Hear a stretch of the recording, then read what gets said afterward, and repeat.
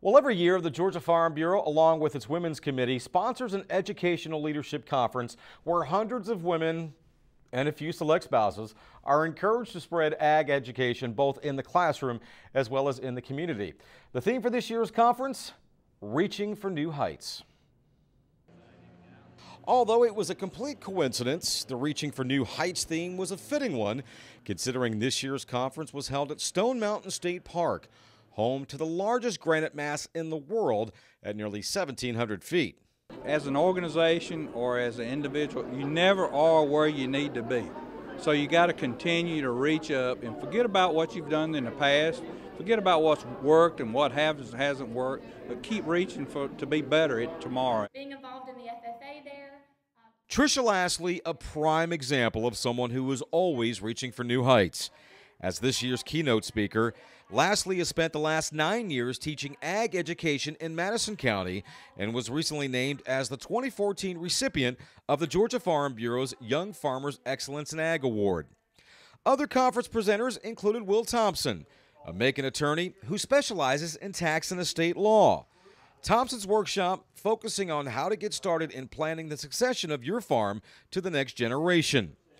Lending her expertise, the reigning Georgia Excellence in Teaching Ag Award winner, Carmen Power from Cherokee County. In this workshop, Carmen shared some of the ag literacy activities she does with her students. And then there's Chris Fleming from the Tennessee Farm Bureau. Fleming's instruction focusing on the virtual side of ag in the classroom, a way of connecting students and farmers through such avenues as FaceTime or Skype.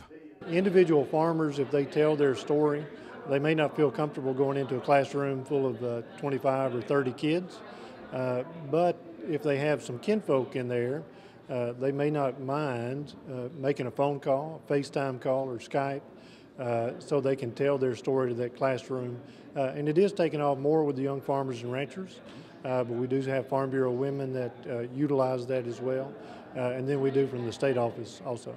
As with any conference, it's common courtesy, even a requirement, to turn off your mobile device while somebody is giving a lecture.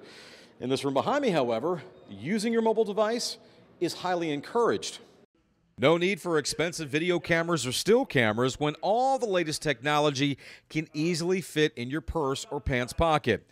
After all, doesn't matter what type of camera you use, just as long as you're sharing the story of agriculture.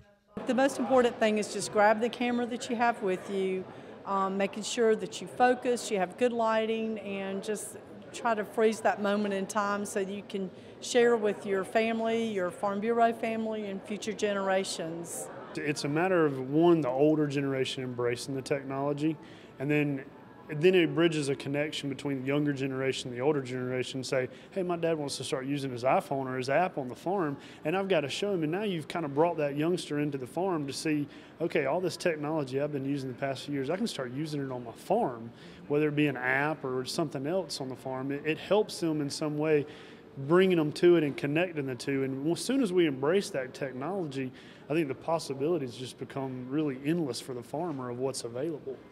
Following lunch, it was time to hear directly from Georgia Farm Bureau President Zippy Duvall. President Duvall urging members to stay diligent in sharing their knowledge and passion for the industry.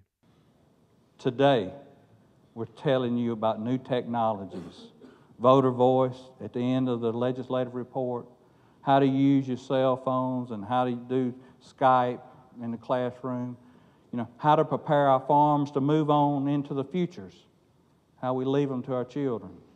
Today we're giving you new knowledge and new technology so that you can better move forward and tell our story. Thank you for listening to me. Thank you for being here.